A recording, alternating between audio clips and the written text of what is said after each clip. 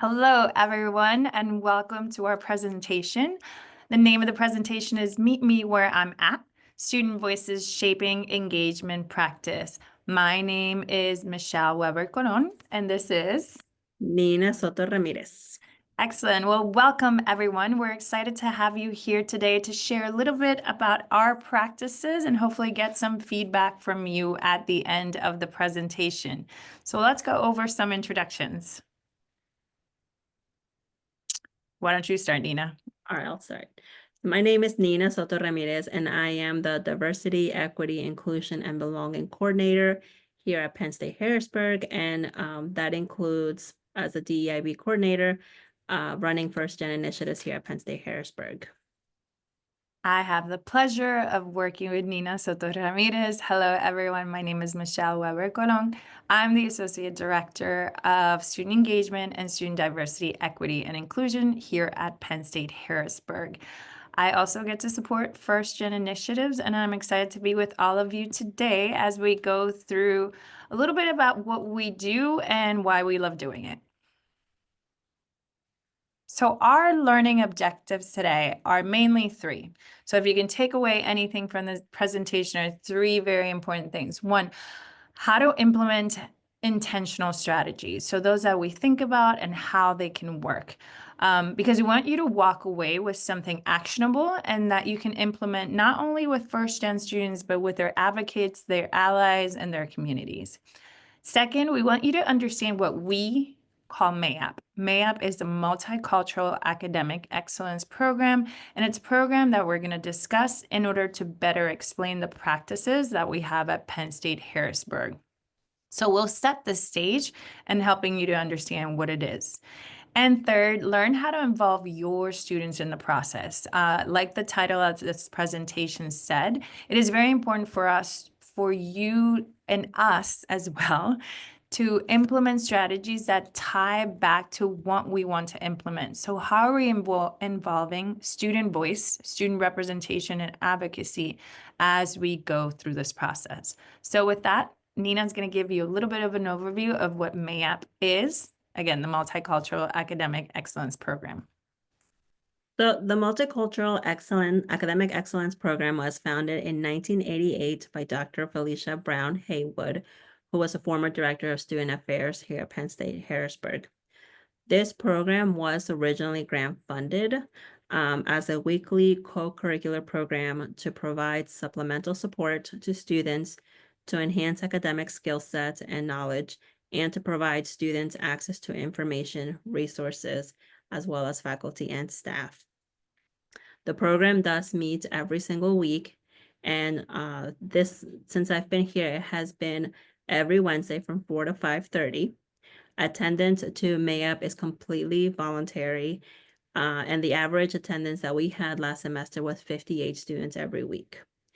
So it's a legacy program at Penn State Harrisburg. It's been around. Alumni know about it. Students continue to come back to it every year or every semester. But just to give you a little bit more of that connection to first gen as well, a lot of our students that come to MAP are first gen students. And here at Penn State Harrisburg, 32% of our students are first generation students.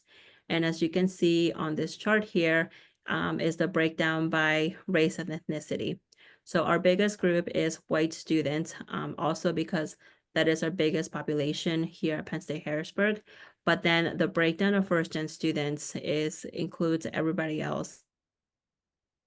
Black, African American, Hispanic, Latino, and Asian being also very large groups, Asian being close to 20%, and Hispanic, Latino are about 12% of our first gen students.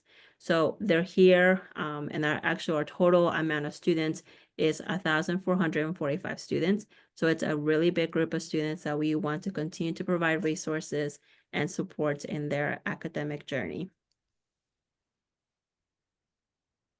So because we know that there is a demographic of students that need this support, the culture of MAP is very important to us. If you look at this array of pictures, this is totally what a normal session looks like. Now imagine turn up the volume to like 50. that's kind of what it sounds like and feel like it as well. I would say the culture has taken a long time to set in, and it changes every year depending on your generation and of your students. But every session is an opportunity to really reaffirm that we are personable, safe space, and we're inviting. So we like to refer to it as organized chaos because it really works. Students love it. They continue to come back, but it's not the most quietest space. It's definitely full of energy, smiles, and laugh. So I like to think of three key words that have made it a positive experience for those who come. One of that is inviting. Our students' employees are invested in ensuring that they communicate and connect with everybody who comes into the room. They take time to welcome all the students and to engage genuinely with them. So it's not just a hi, what's up? They form communications, they sit at tables, they check up on each other. And this is genuine.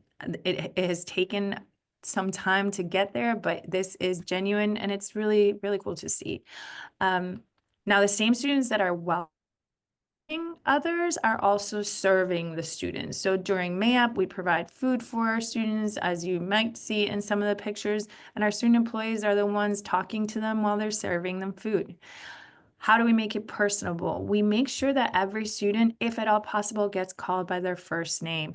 And if we don't know their name, we ask them to put a tag. Everybody gets a name tag on their way into MAP, and we do that specifically for that reason. We want our students to feel welcome. We want our students to feel seen. And by calling them by their name, we're being intentional about that. Not only that, but we also have and welcome staff into our space.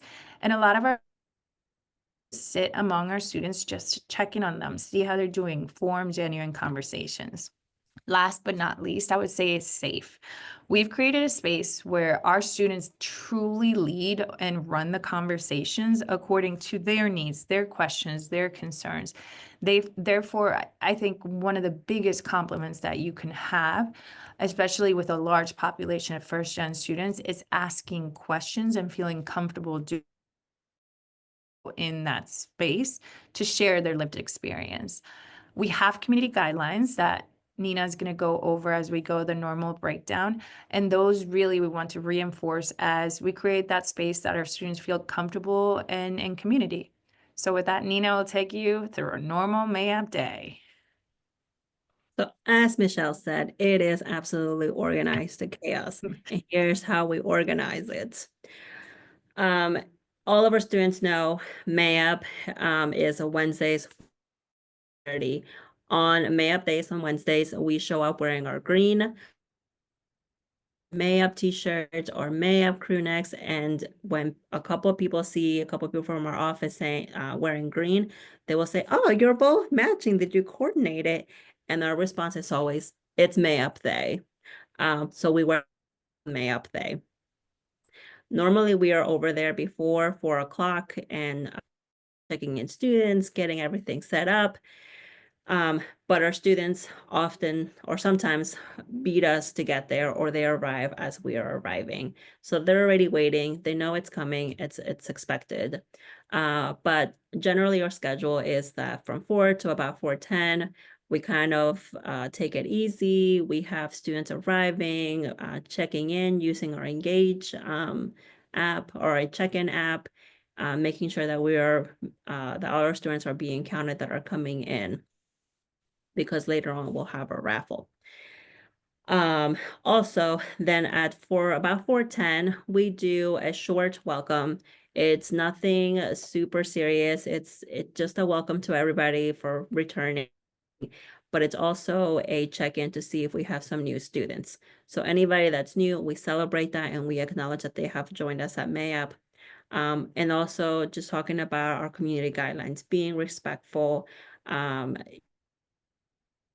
Sort of like part of our community guidelines is that if you arrive late to MAP, you won't be able to get food until the speaker is done, because we want to be respectful of our speaker.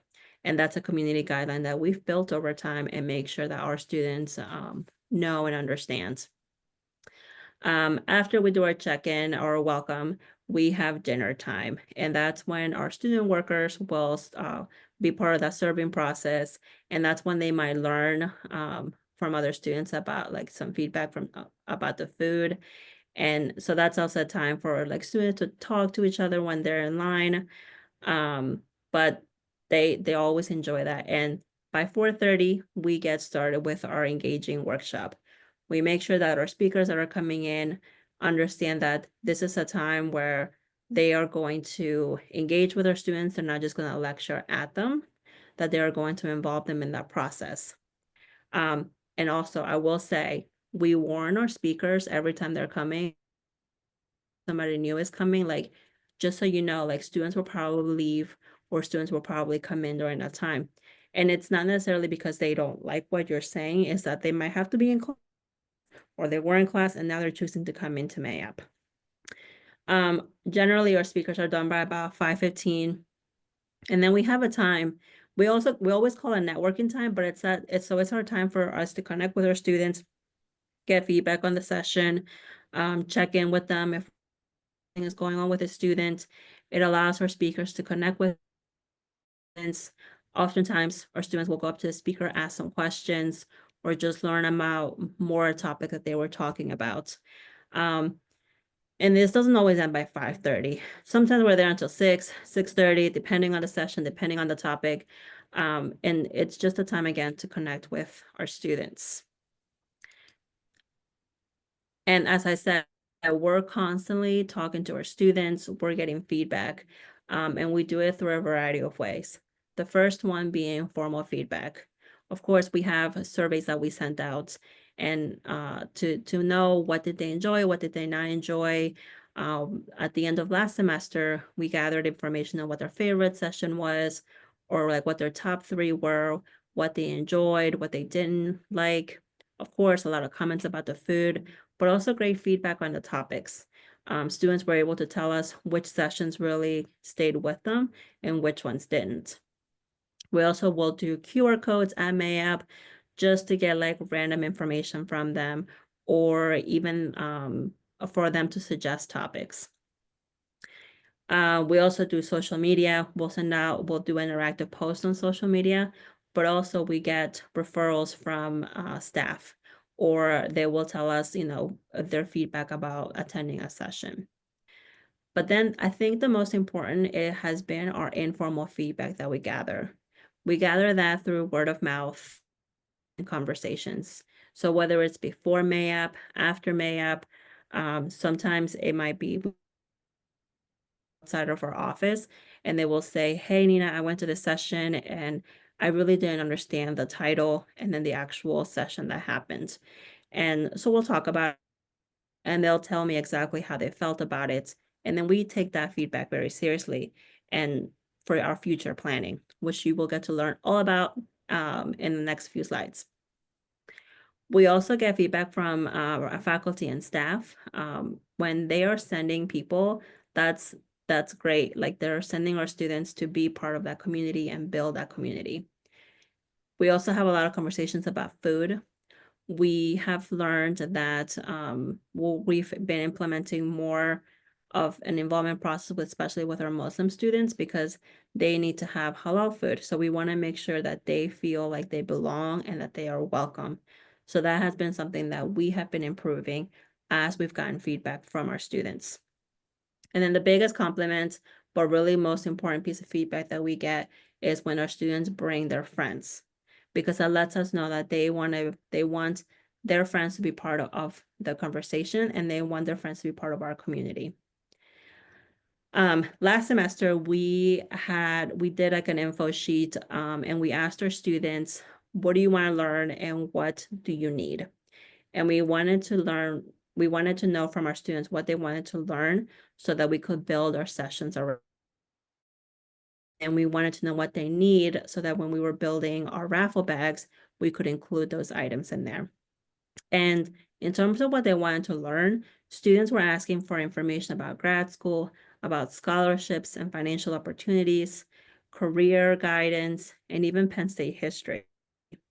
So for example, one of the sessions that we had last semester was specifically about Penn State history. We had Heidi from the library come and do a session about Penn State history and how things have changed over time. Our students were so engaged. They were asking questions.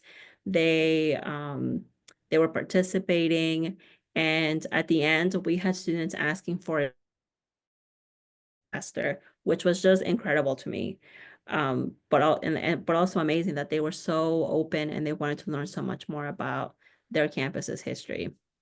Another one, we had last semester, we had a staff panel of first gen students. We provided questions for students to ask. We didn't have a facilitator because we wanted our students to be engaged and we wanted them to be the ones asking the questions. So if they didn't have questions of their own, questions were set at all the tables so they could pick one up and just ask it. Now, after that session, they asked for a first gen student panel. They wanted to hear from their peers. So we made that happen. We recruited students to participate. They were very willing, and it was successful because then they were asking the questions that they were connecting to and learning from their peers. So if you can think of two pivotal slides, it would probably be the student voices, which Nina just went over, and then how to implement it. So it's really how do we use the information that we collected in various ways to meet the students where they're at, which is what their presentation is all about. So we created a timeline here. First of all, being proactive. I talk about this all the time, but Nina is so proud, and I was so proud of her when she was able to finish out planning the semester for next year, because we have the resources already here on campus, or we work with local partners in order to bring those resources to our students. So planning ahead is a huge thing. Being intentional about what we implement, for example, doing Women's History Month, doing Black History Month. How can we teach our students about Black history here at Penn State Harrisburg, about our own staff, our own students in the past? So being intentional and being able to plan ahead, I know it's a luxury times for some of us to be able to do that, but it's really listening to that feedback and acting. Plan ahead for the year ahead, plan speakers month in advance, and create excitement for them. It not only helps you with the ease of knowing what's coming, but it also helps us to lay the groundwork and build excitement and tell the students, but you know who's coming next. So they're aware and they, again, tell their friends. Using local resources that are available at our fingertips has been a great complement to what we do this year, because we're not only looking within our campus itself, but really specifically with the large amount of international students that we have here, what is available to our students within the surrounding area. Also, I know that with proactiveness, Nina is really good. We email our students to let them know, hey, it's a reminder, today is map day. Did you wear your green? Are you coming? And if the group part doesn't work, going one-on-one, I remember in the beginning of the semester, we reached out to a couple of students that, didn't look like they were feeling comfortable, having a rough start. And they were so flattered that just one-on-one, we were able to reach out. Again, those name tags were a huge help, that QR code and getting that information. That's how we got all that, because we don't have that great of a memory. At least I don't. Nina might, but consistency and flexibility too. It's always on the same day at the same time, what you get every Wednesday. And that has been huge. Some days we might have, like Nina said, 40 students. Some days we have 70 or 80. But the consistency of it has really made that average look so strong. We always have the same format, but it changes with that workshop. But at the same time, with that consistency, we're able to pivot. Unfortunately, we went through some troubling times here at Penn State Harrisburg where we had a tragic event on campus, and the support that we had from our counseling support staff during that session was a big part of how that community transitioned and grew and continues to grieve. In the same moment, in the same token, we have controversial speakers. The elections was another day that we had to pivot. And how can we meet the students where they're at? Because at that time, it wasn't the best time for an interactive workshop that was talking about something else. We wanted the students to really open up, and they did, in a very safe space. From consistency and flexibility, I would say engagement. We stress to our speakers, even if it's not us, to be interactive, to ask questions, to make small games, to make sure that they're having a conversation, so it's not a one way, you came here for you to be lectured. We really want students to feel like they're part of a community, which again, relating to first gen data is part of that sense of belonging that they need when they feel like they're part of something bigger. And finally, the incentives. I believe it's a wonderful job that our student employees do in purchasing goods that are picked by the student needs. So from sewing kits to lotions to lip balms to crafts, they really listen to what the students needs, so that they're giving them back. We have a lottery system where everybody that comes in, their name goes into a drawing, and every time we have a couple of drawings at the end of every session. And that's how, you would be surprised the amount of students that just wait until the end just for the raffle so they can know who the winner is. So it's the little things that continues to strengthen the support that lies within this program. So with that, we focus more than now. Nina, first gen at Mayap. Nina. So this is Nia. On the first week of every month, we focus on first gen students or first gen topics. It is intentional. There is a focus on the first gen, like I said, either speakers or topics, but it is not a hyper focus where like other students who are not first gen or understand what first gen would not feel welcome. Because generally the topics that we are covering are really beneficial to everyone. We had a session about life after college, and while our speaker was a first gen student, a lot of the things that he was sharing really applies to everybody. Additionally, we create a safe space, whether it's a first gen day or not at Mayap.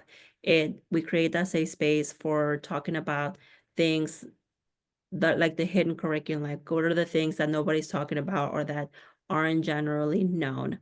But our students feel safe to ask those questions there. We want to build the confidence and provide the students that are coming to Mayap as they are continuing their journey in higher education. So that means providing resources and information.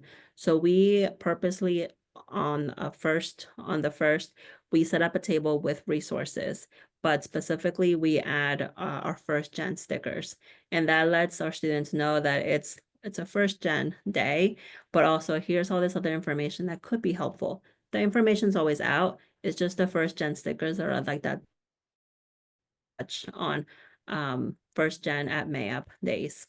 And it's student-led, as we've said. Our students ask for topics, and then we build on those requests so that they feel like welcome and they feel like they are gaining something out of coming to Mayap, other than food and our company, of course.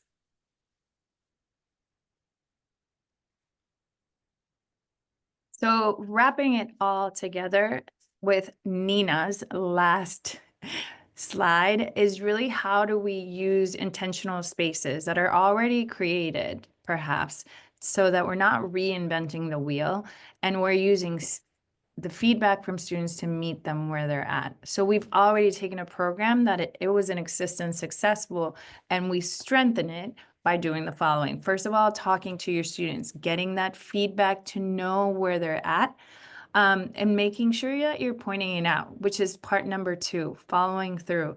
We really believe that the reinforcement that we give to our students, not only by listening, but acting upon it, is truly what brings them and comes back by saying, you remember when you said blank, you point it out because you care about what they said and their feedback and how that is going to impact their belonging here within our campus.